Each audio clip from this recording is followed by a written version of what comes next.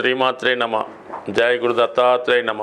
ఈ వీడియోలో మనం 2025 సంవత్సరం ప్రారంభంలో కన్యారాశి వారు ఎటువంటి జాగ్రత్తలు తీసుకోవాలి, వారి ఫ్యూచర్ ఏ విధంగా ప్లాన్ చేసుకోవాలి, ఈ సంవత్సరంలో మారబోతున్నటువంటి ప్రధాన గ్రహాల స్థితి ఈ కన్యారాశి వారి మీద ఏ విధంగా ఉండబోతుంది అన్న విషయాన్ని మనం ఈ వీడియోలో తెలుసుకునే ప్రయత్నం చేద్దాం. మరి కన్యారాశి వారికి ఈ సంవత్సరం 2025 సంవత్సరంలో ప్రధానంగా 4 గ్రహాలు వారి యొక్క రాశులు మారడం జరుగుతుంది. దాంట్లో ప్రధానంగా శని భగవానుడు కన్యారాశి వారికి గత 2 సంవత్సరాలుగా సుమారు 2.5 సంవత్సరాలుగా 6వ స్థానంలో శని అద్భుతమైనటువంటి విజయ అవకాశాలు రావడం జరిగింది. నాకు తెలిసి కన్యారాశిలో వాళ్ళు అర్హత కలిగి ఉండి వాళ్ళ స్థాయికి తగినటువంటి ఉద్యోగ ప్రయత్నం చేసిన ప్రతి వాడికి కూడా ఉద్యోగం రావడం 100% ఈ సమయంలో రావడం జరిగింది. అంటే ఎవరు కూడా ఈ రాశిలో ఖాళీగా ఉండే అవకాశం లేదు. అంటే వాళ్ళు ఏదో కొంత పెద్ద ప్రయత్నం చేస్తుంటారు, కొంతమంది ఏదో సివిల్స్ అనో ఏదో ఎంఎస్ఓ మెడికలో అలాంటి వాళ్ళకి తప్ప 99% సాధారణ స్థాయి అందరికీ కూడా మరి శని భగవానుడు ఆశీర్వాదంతో ఉపాధి అవకాశాలు రావడం లభించింది. అటువంటి శని భగవానుడు మరి కన్యారాశి వారికి ఒక విధంగా దురదృష్టమే అని చెప్తాను. ఈ నెల అంటే మార్చి నెల 29వ తారీఖున ఇంచుమించుగా మనకి మార్చి నెలాఖరున 6వ స్థానం నుంచి 7వ స్థానానికి మారబోతున్నాడు. అంటే 7వ స్థానం అన్నది ఒక విధంగా ఏంటంటే వివాహానికి, వైవాహిక జీవితానికి, ఎఫైర్స్కి, విదేశ ప్రయత్నాలకి, ఉద్యోగాలకి సంబంధించిన విషయాల్లో శని భగవానుడు కొంతవరకు ఈ కన్యారాశి వారికి ఇబ్బంది కలగబోతుందన్నమాట. అంటే సాధారణంగా కన్యారాశి వారికి శని శుభుడే కదా, మంచి ఫలితం ఇస్తాడు కదా అనుకుంటారు చాలామంది. సహజంగా శని ఓకే, మంచివాడు, కష్టానికి తగిన ప్రతిఫలం ఇస్తాడు. కానీ శని భగవానుడు కొన్ని కారకత్వాలు కలిగి ఉంటాడు అన్నమాట. అంటే ప్రతి గ్రహానికి కారకత్వాలు ఉంటాయి. ఈ శని భగవానుడు 8, 12 భావాలకి కారకత్వం వహిస్తుంటాడు. అంటే శని ఏ భావంలో ఉన్నా ఆ భావంలో అష్టమాధిపతి ఉన్నట్టే ఫలితం ఇస్తాడు, వ్యయాధిపతి ఉన్నట్టే ఫలితం ఇస్తాడు అన్నమాట. మరి 6వ స్థానం దుస్థానం కాబట్టి 8వ భావ ఫలితం ఇచ్చినా, 12వ భావ ఫలితం ఇచ్చినా ఇంతకాలంగా కన్యారాశి వారికి విపరీత రాజయోగం యాక్టివేట్ అయి ఉద్యోగపరంగా విజయాలు, సక్సెస్ రావడం జరిగింది. మరి ఇప్పుడు ఇదే స్టేటస్ కలిగినటువంటి శని భగవానుడు సప్తమంలోకి రాబోతున్నాడు. అంటే ఒక వ్యయాధిపతి సప్తమంలోకి వచ్చినా ఏమవుద్ది, విదేశ ప్రయత్నాలు ఫలిస్తాయి. ఆ కారణం వల్ల భార్యాభర్తల మధ్య విభేదాలు, విడిపోవడం జరుగుతూ ఉంటుంది. అంటే ఏదో విధంగా ఉద్యోగరీత్యా అవ్వచ్చు, వేరే కారణం అవ్వచ్చు, ఫిజికల్గా దూరం అవుతారు. అలాగే అష్టమాధిపతిగా అంటే ఆ కారకత్వం వహిస్తాడు కాబట్టి సప్తమంలో ఉన్నటువంటి శని భగవానుడు వివాహ ప్రయత్నాలు ఆలస్యం అవుతుంటాయి. అంటే సాధారణంగా సప్తమ భావంలో ఉన్నటువంటి శని వివాహం తర్వాత బంధాన్ని చాలా గట్టిగా ఉంచుతాడు. వివాహం అవడానికే చాలా ఇబ్బందులు పడతాయి. చాలా వరకు శని 36 సంవత్సరాలు దాకా కూడా వివాహం జరగకుండా అడ్డుకునే అవకాశం ఉంటుంది. మరి ఇంకా కొంతమందికి 42 అప్పటిదాకా కూడా శని భగవానుడు తన యొక్క ఫలితాన్ని ఇవ్వడం జరుగుతూ ఉంటుంది. అంటే చాలా వరకు ఒకవేళ తొందరగా వివాహం అయింది, శని సప్తమంలో ఉన్నాడంటే ఖచ్చితంగా భార్య కానీ భర్త కానీ వయసులో తేడా ఉండొచ్చు.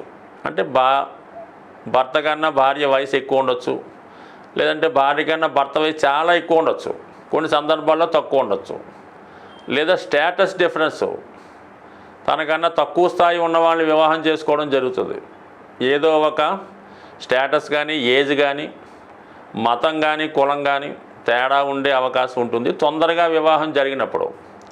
అది ఆలస్యంగా వివాహం అయితే మాత్రం కొంతవరకు ఇటువంటి ఫలితం ఉండదు. బట్ కానీ ఏదో ఒక ఇబ్బంది మాత్రం సప్తమంలో శని ఉన్నప్పుడు ఇవ్వడం జరుగుతుంది. మరి శాస్త్రాల్లో చెప్పిన విధంగా ప్రస్తుతం ఇప్పుడు ఎవరు లేరు, కానీ కొంతవరకు అనాకారే అంటారు, నడకలో ఇబ్బంది రావచ్చు, ఇవన్నీ ఉన్నాయి. కానీ మొత్తం మీద ఇవన్నీ పక్కన పెడితే మొత్తం మీద శని భగవానుడు ఈ రాశి వారికి ఏప్రిల్ నెల నుంచి ప్రతికూల స్థానంలోకి రాబోతున్నాడు. కాబట్టి జాతకుడు వివాహ, ఉద్యోగ, వ్యాపార విషయాల్లో జాగ్రత్త తీసుకోవాలి. అయితే శని 7లోకి వెళ్ళిపోయినా మరి రాహు ప్రస్తుతం సప్తమంలో ఉంటూ 19వ తారీఖు మే నెల, అంటే ఇంచుమించుగా మే నెల వారం రోజులు అటు ఇటులో మే 20 తారీఖున మళ్ళా 6వ స్థానంలోకి రాబోతున్నాడు రాహు.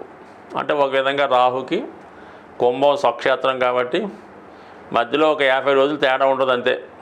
దాని తర్వాత నుంచి మళ్ళా మరి కన్యారాశి వారికి 6వ భావంలో రాహు శనిలాగా యాక్ట్ చేస్తూ మీకు శనిచ్చిన ఫలితాల కన్నా ఇంకా ఎక్కువ ఫలితాలు రాహు వల్ల రావడం జరుగుతుంది. ఏ విషయంలో? ఉద్యోగ విషయంలో. అంటే ఎక్కువగా రాహు 6లోకి వచ్చినప్పుడు మెడికల్ రంగంలో ఉన్న వాళ్ళకి, సినిమా రంగంలో ఉన్న వాళ్ళకి, సాఫ్ట్వేర్ రంగంలో ఉన్న వాళ్ళకి చాలా వరకు ఉపయోగపడతాడు. మీరు శని వెళ్ళిపోతున్నాడని దిగులు పడక్కర్లేదు. మళ్ళీ ఒక 50 రోజుల తర్వాత రాహు అదే స్థానంలోకి వచ్చి మీ యొక్క స్థితిని మంచి ఫలితాన్ని ఇవ్వడం జరుగుతుంది. ఇక మనకి గురుగ్రహం ప్రస్తుతం మరి మే 5వ తారీఖు 15వ తారీఖు వరకు అటు ఇటుగా ప్రస్తుతం భాగ్యస్థానంలో ఉన్నటువంటి గురుగ్రహం 15 మే తారీఖున దశమంలోకి రావడం జరుగుతుంది. దశమంలోకి ఎప్పుడైతే గురువు వచ్చాడో అర్ధ త్రికోణాన్ని యాక్టివేట్ చేస్తాడు. 2, 6, 10. అంటే ఒక విధంగా ఉద్యోగంలో కొంతవరకు మీకు ప్రస్తుతం ఉన్నటువంటి ఇబ్బందులు తొలగించి కొంతవరకు మీ యొక్క టాలెంట్ని విద్యలో, అంటే మన వృత్తిలో ఇంప్రూవ్ చేసుకొని పెద్దవారు గురువుల సహకారంతో వృత్తిలో ఏదో ఒక హోదా పెరగడం కానీ, గౌరవం పెరగడం కానీ జరిగే అవకాశం ఉంటుంది. తద్వారా కొంతవరకు ఆదాయం కూడా పెరుగుతూ ఉంటుంది. అంటే 2వ భావాన్ని చూస్తూ ఉంటాడు కదా, అందువల్ల ఆదాయం పెరుగుతుంది. ముఖ్యంగా చతుర్థ భావాన్ని వీక్షించడం వల్ల మీకు ఈ సంవత్సరంలో సొంత గృహయోగం ఏర్పడే అవకాశం ఉంది కన్యారాశి వారికి. మీరు మీ ప్రస్తుతం ఉన్నటువంటి గృహంలో, అంటే మీకు సొంత గృహం ఉంటే ఓకే, ఏంటి అద్దె గృహం ఉన్నా చూసుకోండి.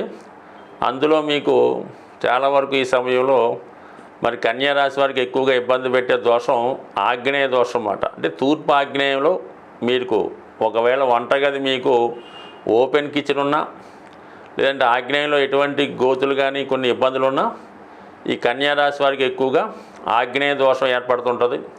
దీని ప్రభావం వల్ల, అంటే ఎవరైతే ఈ కన్యారాశి వారు ఈ ఆగ్నేయ దోషం ఉన్నటువంటి గృహంలో వాళ్ళు ఇండివిజువల్గా కానీ పేరెంట్స్తో కానీ నివసిస్తుంటే వాళ్ళకి కంపల్సరిగా ఆ గృహంలో ముఖ్యంగా భార్యాభర్తల మధ్య విభేదాలు, చేసినటువంటి అప్పులు తీరకపోవడం, ఆడపిల్లల వివాహాలు ఆలస్యమవడం, ఒకవేళ వివాహమైన తరచూ పుట్టింట్లోనే స్టే చేయడం, అలాగే ఆ ఇంట్లో మగపిల్లలు ఏదో విధంగా వ్యసనాలకు లోనై పెద్దవాళ్ళ మాట వినకుండా వాళ్ళు డామినేట్ చేసే పరిస్థితి చేస్తూ ఉంటారు.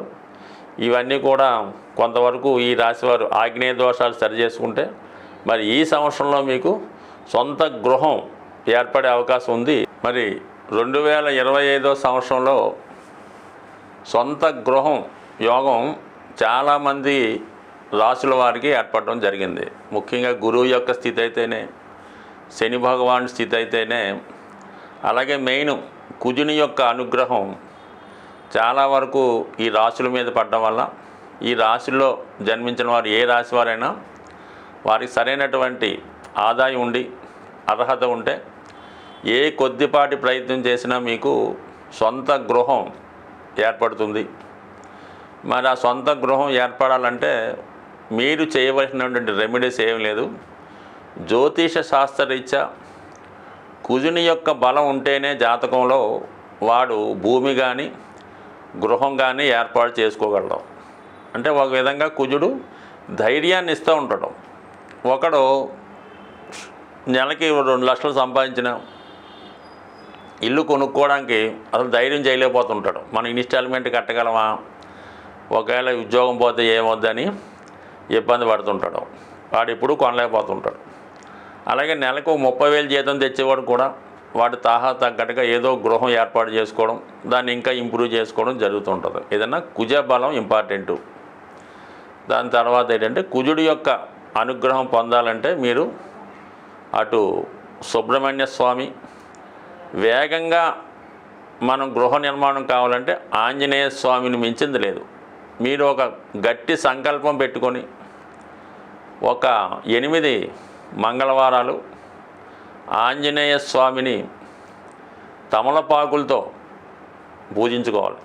ప్రతి వారం కూడా తమలపాకులతో పూజించి మరి ఒక అరటిపళ్ళు కానీ కొబ్బరికాయ కానీ నైవేద్యంగా పెట్టాలి. సంకల్పం వారం వారంకి పెరుగుతూ ఉండాలి. దానికి తగ్గట్టుగా మీరు ఏదో ఒక ప్రయత్నం కూడా చేస్తూ ఉండాలి.